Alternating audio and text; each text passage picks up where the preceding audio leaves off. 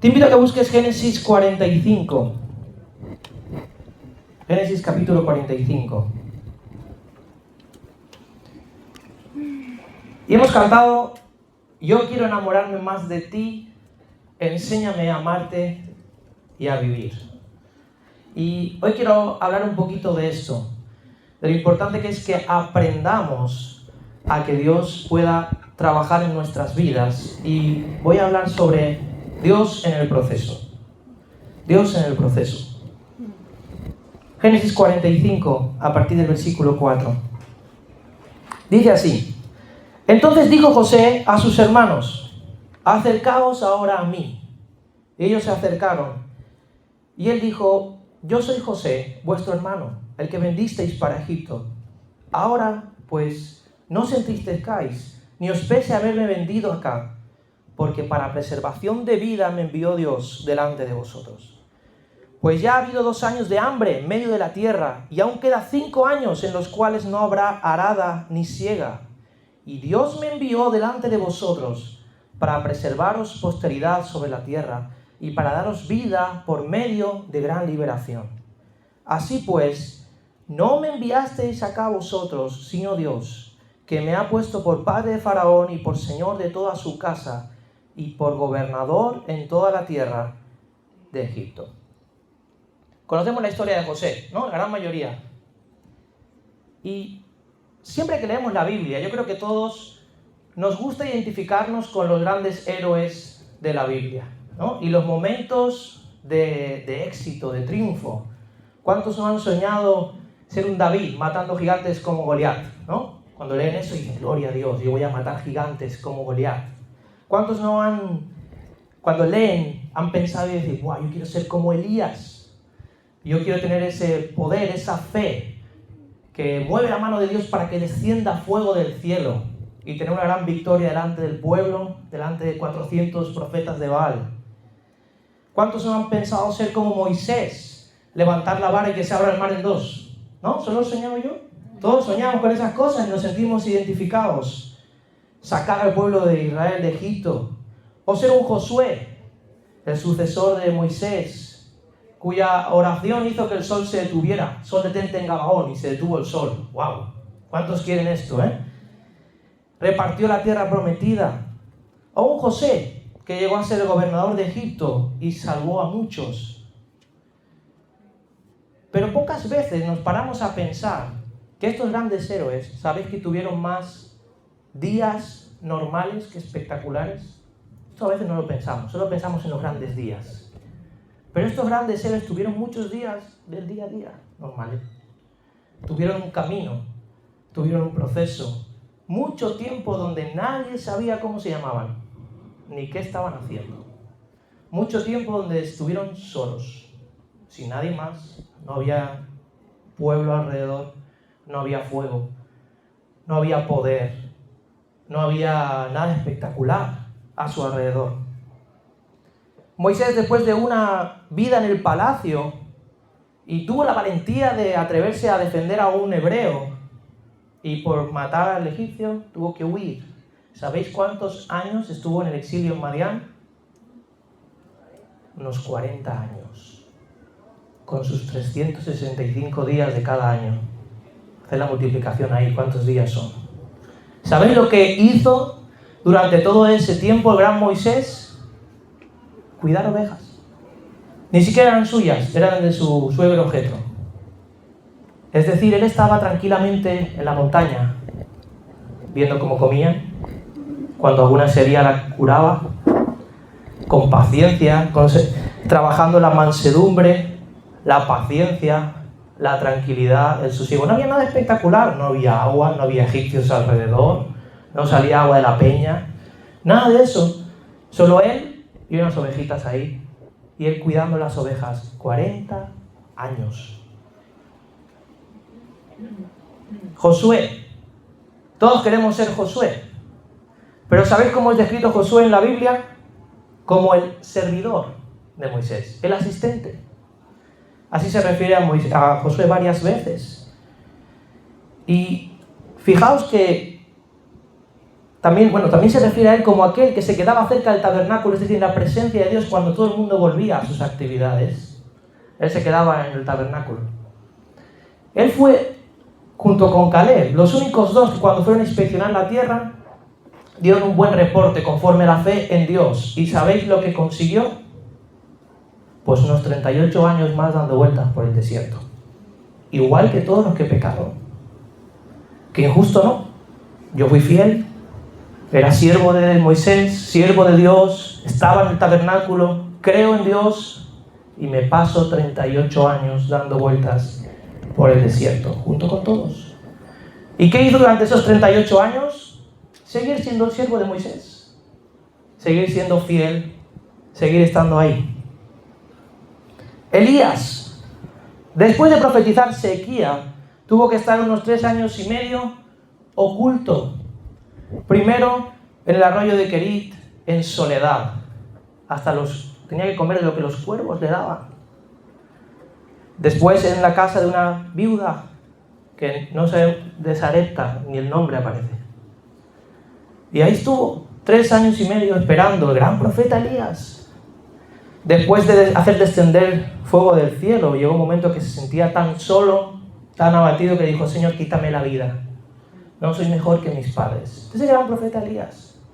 No nos damos cuenta de que los grandes héroes que los tenemos visionados en los momentos de esplendor y proyección tienen una trayectoria detrás, un día a día, un proceso. El gran rey David, el joven pastor ungido rey, ¿sabéis lo que hizo del día después de ser ungido rey? Volver con las ovejas. Qué duro, ¿eh? Ya eres el rey de Israel, pero sigues con las ovejas de tu padre. Los que calculan los tiempos, ¿vale? No está exacto, pero es posible que estuviera aún ahí entre 1 año y 3 años. Incluso cuando Saúl lo llamaba a tocar, él seguía volviendo a cuidar las ovejas de su padre. Dice 1 Samuel 17:15. Pero David había ido y vuelto dejando a Saúl para apacentar las ovejas de su padre en Belén. Ahí seguía en su día a día, en su trabajo normal, en su proceso. Desde que fue ungido hasta que llegó al trono, porque sabéis que luego Saúl encima lo persiguió, se calcula que quizás entre 8 y 10 años fue ese tiempo entre que Saúl lo persiguió, que tuvo que estar entre los enemigos. No soy experto en los tiempos, pero lo que se calcula los que entienden. Pero para que veáis que hay un proceso de no es un día y otro, no es algo inmediato, no es algo automático, son días, con sus mañanas, tardes y noches, con sus momentos de incomprensión, con su soledad. Imaginaos a David en medio de los filisteos dejándose caer la baba para hacerse el loco. El gran rey David. ¡Qué duro! José, traicionado por sus propios hermanos, esclavo en Egipto. Los que lo calculan que quizás unos 10 años. Esclavo, 10 años, 365 días de cada año. Sin entender absolutamente nada. Siendo fiel cada día en su trabajo. Encima le tientan, él es fiel, obedece a Dios, ¿y qué gana? La cárcel. Unos 2-3 años más, por si no había tenido bastante. ¿Y qué hizo en la cárcel? Ser fiel, empezar a servir en la cárcel, etc. Claro, todos lo recordamos como el gran hombre gobernador de Egipto. Pero ¿y esos 12-13 años con sus días, sus noches, su proceso? ¿Sí o no? Ahora que ya sabemos toda la historia, ¿cuántos quieren los procesos de estos hombres? No me atrevo a levantar la mano. No es tan sencillo. Nos sentimos identificados con los héroes, pero no queremos los procesos. Y ahora, hablando en la época moderna, cuando pensamos en la voluntad de Dios para nuestras vidas, ¿qué pensamos? Normalmente pensamos en grandes eventos o en momentos concretos de esplendor. A veces pensamos en una posición en la iglesia o una posición en lo secular que nos va a dar proyección. Y mira, la voluntad de Dios no es un momento, no es una posición. La voluntad de Dios está en tu día a día. Dios quiere tu corazón, Dios quiere tu vida. No quiere que tú estés pensando única y exclusivamente que la voluntad de Dios se va a cumplir o va a venir cuando yo esté o cuando yo llegue. Dios está en el proceso, en el camino, en tu día a día. Mañana lunes, cuando te levantes y tengas que hacer tus cosas, ahí quiere ser tu Dios. Ahí quiere ser tu Dios. Fijaos cómo habla Hebreos 11. A partir del versículo 32, sabéis que Hebreos 11 habla de los grandes héroes de la fe. Y llega el versículo 32 y dice, ¿y qué más digo? Porque el tiempo me faltaría contando de Gedeón, de Barak, de Sansón, de Jefté, de David, así como de Samuel y de los profetas, que por fe conquistaron reinos, hicieron justicia, alcanzaron promesas, taparon bocas de leones, apagaron fuegos impetuosos, evitaron filo de espada, sacaron fuerzas de debilidad, se hicieron fuertes en batalla, pusieron en fuga a ejércitos extranjeros. Y uno dice, gloria a Dios. Pero sigue. Las mujeres recibieron sus muertos mediante resurrección, mas otros fueron atormentados, no aceptando el rescate, a fin de obtener mejor resurrección. Otros experimentaron vituperios y azotes, y más de esto, prisiones y cárceles. Fueron apedreados, aserrados, puestos a prueba, muertos a filo de espada. Anduvieron de acá para allá, cubiertos de pieles de oveja, de cabra, pobres, angustiados, maltratados. Y fíjate lo que dice, de los cuales el mundo no era digno, errando por los desiertos, por los montes, por las cuevas y por las cavernas de la tierra. Estos también eran héroes de la fe. No solamente cuando hicieron todo lo de la primera lista, sino cuando hicieron la segunda. ¿Qué quiero transmitir con esto? A veces pensamos que la bendición de Dios y la voluntad de Dios para nuestras vidas ocurre cuando las cosas vienen bien conforme a lo que yo tengo en mi cabeza, que es la bendición de Dios. Y al final hay mucho humanismo en nuestro evangelio, mucha predicción humana, mucha forma de entender a nuestra forma de ver la vida.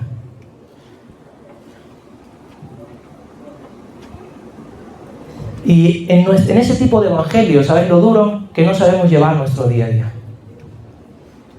Queremos grandes cosas, pero luego fallamos en las pequeñas batallas del día a día. Vamos proyectándonos a lo grande, a lo vistoso, pero no somos capaces de vivir el evangelio en los procesos pequeños, en nuestro hogar, en la relación con el hermano. No somos capaces de aplicar el evangelio en las pequeñas cosas. Queremos que el mar rojo se abra, que Dios muestre su poder, pero no estamos dispuestos a esperar, ni a cuidar ovejitas durante 40 años. Eso no lo queremos. Queremos que el sol se detenga, pero no queremos demostrar fidelidad en el servicio. No estamos dispuestos a aguantar el pagar la injusticia de otro. Eso no. Que el sol se detenga, sí. Repartir la tierra, sí, pero lo otro no. Queremos matar a Goliat sin saber pastorear en soledad, sin practicar con la onda con leones y osos. Eso no mola. Queremos el trono, pero no estamos dispuestos a aguantar ninguna persecución, ni a ningún Saúl. Eso no. Todo esto que digo para mí también. Todo esto Dios me lo habla a mí primero. Queremos ser respetados como ungidos. Queremos decir, yo soy ungido de Dios, pero no estamos dispuestos a respetar a los otros ungidos. Queremos autoridad, pero no estamos dispuestos a estar sometidos bajo ninguna autoridad. Nos gusta marcar las reglas, quedarnos solo con la parte que mola. Pero Dios no te ha prometido triunfos humanos. Dios nunca te prometió fama. Nunca lo hizo en la Biblia. Ni reconocimiento humano, ni riquezas. Perdóname, yo sé que esto me mola. Pero Dios nunca lo promete en la Biblia. No vas a encontrar en la Biblia estas promesas. De hecho, pienso que a Dios le importa muy poquito todo esto. Porque a Dios lo que le importa es tu interior, tu corazón. Dios quiere moldearte a ser como Jesús, a ser como su Hijo, a ser como Cristo. Y es tan importante para eso los momentos de proceso, de soledad, de dificultad, del día a día, de lo pequeño, que los grandes momentos de triunfo. Era tan importante el momento de estar pastoreando en ovejitas que el momento de llevar multitudes. Era tan importante una cosa como otra. ¿Me explico? ¿Sí? ¿Qué podemos aprender de los procesos y por qué son importantes? Pues mira, una de las cosas que aprendemos es a ser pacientes y a esperar en Dios. Habacuc 2, 3, 4 dice, aunque la visión tardará aún por un tiempo, mas se apresura hacia el fin y no mentirá. Aunque tardare, espéralo, porque sin duda vendrá, no tardará. He aquí el cuya alma no es recta se enorgullece, mas el justo por su fe vivirá. Si Dios te dio una visión, te dio una promesa, Dios tiene un propósito para ti, eso va a llegar, pero hay que saber esperar. Hay que saber esperar en Dios con gozo, con paz, con la tranquilidad. Santiago 1, 2, 4 dice: hermanos míos, tened por sumo gozo cuando os halléis en diversas pruebas. Esto parece contrario, pero estad gozosos. Dice, sabiendo que la prueba de vuestra fe produce paciencia. Mas tenga la paciencia su obra completa para que seáis perfectos y cabales sin que os falte cosa alguna. Esto es lo que Dios quiere, desarrollar en nosotros la paciencia. Dice Hebreos 10:36, porque os es necesaria la paciencia, para que habiendo hecho la voluntad de Dios, obtengáis la promesa. Hebreos 10:36. Así que necesitamos aprender a desarrollar nuestra paciencia. Estos seres tuvieron que esperar años para ver la promesa cumplida. Sin embargo, nosotros somos de los que estamos en la iglesia y Dios nos dio una palabra de que tenemos que compartir la palabra de Dios a otros, y llevamos 8 meses y el pastor no nos ha dejado predicar y uno ya no entiende y se revuelca en la silla y piensa que el pastor no tiene discernimiento y se va a otra iglesia buscando otra cosa, y como tampoco al final nos dice, me monto la mía. Porque no sabemos esperar los tiempos de Dios ni tener paciencia, queremos las cosas ya. Queremos las cosas como nosotros esperamos. Número 2, aprendemos la fidelidad y la devoción cuando nadie ve en lo pequeño. José, con la mujer de Potifar y trabajando para su amo, no era conocido grandemente, pero él fue fiel en lo pequeñito y luego pudo serlo en el palacio. Mateo 6:6 nos anima a que cuando oremos entremos en el aposento y cerremos la puerta, y dice, ora a tu Padre que está en lo secreto. Y tu Padre que ve en lo secreto te recompensará en público.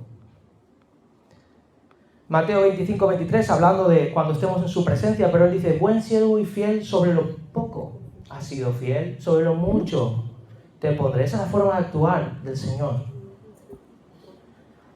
Y mira, todo lo que es real en nuestra vida va a nacer primero donde no se ve, en lo secreto, del interior.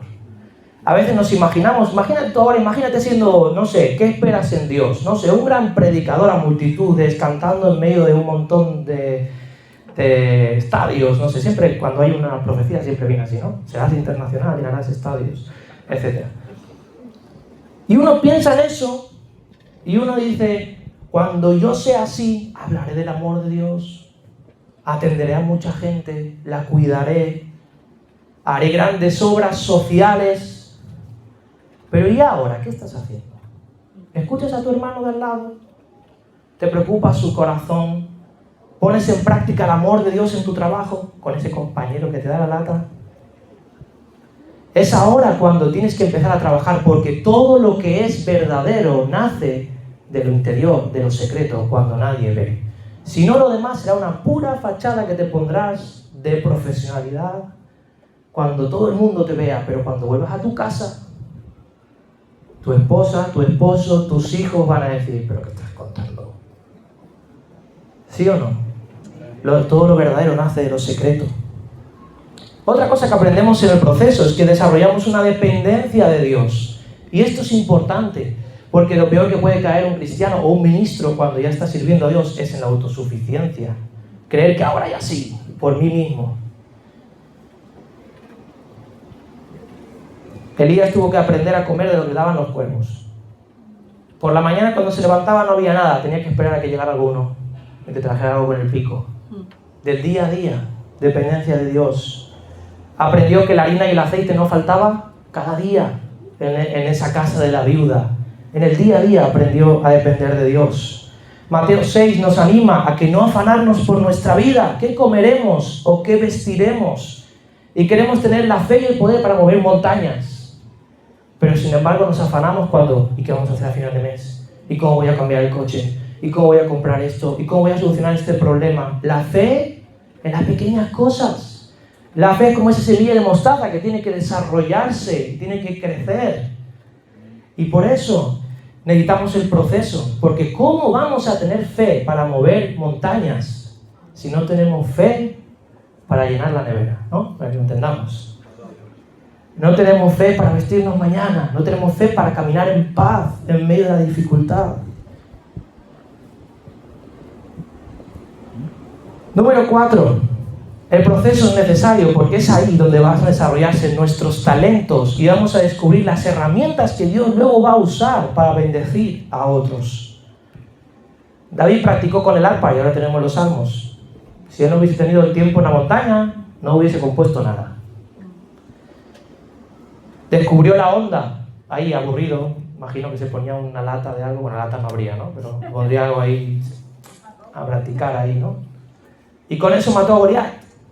En los momentos de proceso, José desarrolló la interpretación de sueños y el desarrollo de la capacidad de organización, primero como esclavo, después ya como gobernador, pero primero como esclavo, después en la cárcel y luego como gobernador.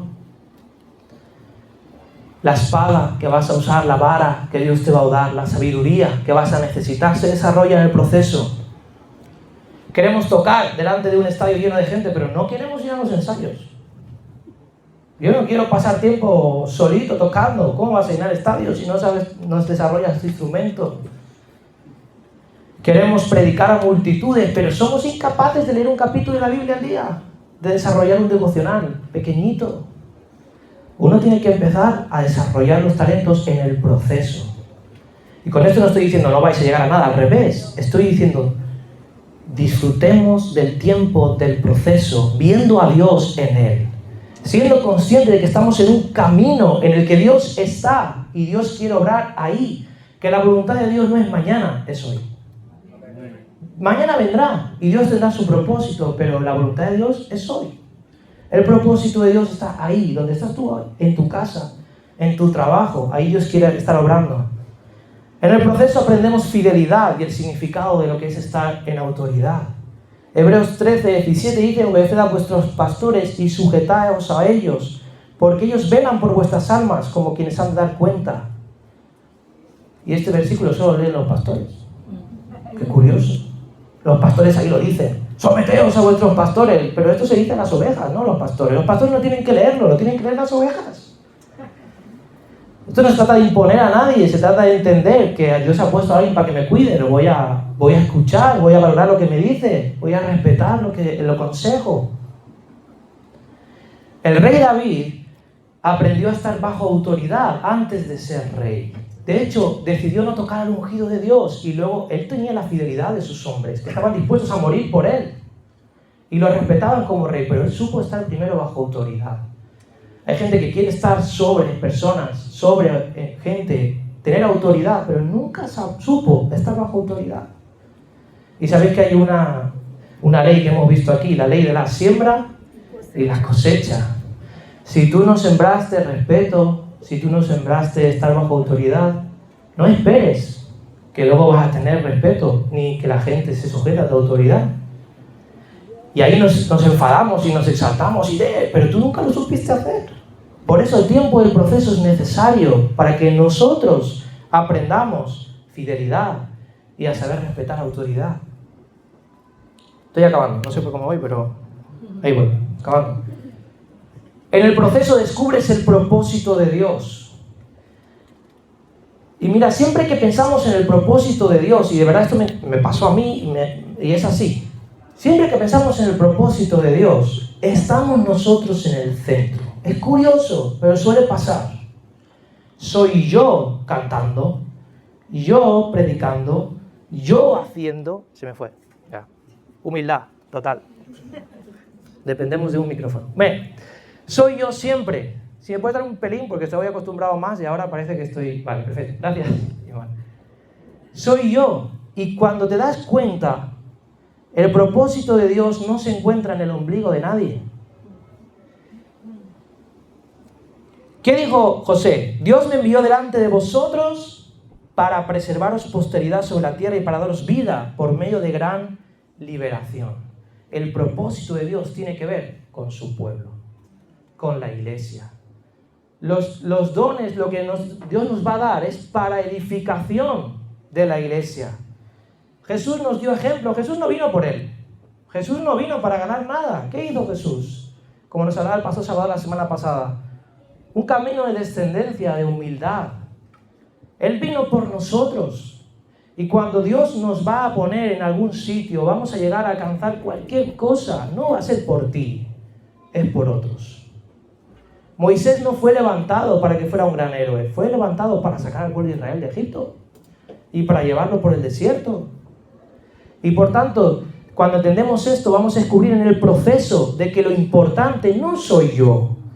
No soy yo, porque yo no soy nadie. Soy un pobre pastor de ovejas aquí, 40 años dando vueltas, pero de repente Dios ve la aflicción del pueblo y dice, te levanto porque te necesito para rescatar a este pueblo. ¿Entendemos el concepto? Dios, el propósito está en la voluntad de Dios para con su pueblo. Y en el proceso aprendemos a ser obedientes por fe, sin entender. Y esto cuesta, porque siempre pedimos, Señor, ¿por qué esto? Mi hijo se me pregunta, ¿esto para qué? Si no lo ve claro, no quiero obedecer. Pero la obediencia es por fe, y más con Dios, que sabe lo que hace. Cuando Dios nos muestra que en el día a día, cuando le obedecemos en su voluntad, aunque parecía que eso no iba a ninguna parte, ahí está la presencia de Dios.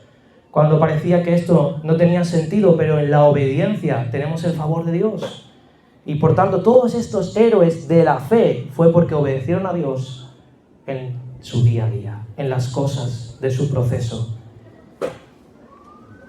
Aprendemos a ser héroes de la fe en momentos difíciles, en lugares incómodos, cuando el camino es un poco curvo. Ahí es donde somos héroes de la fe. Y termino con este texto.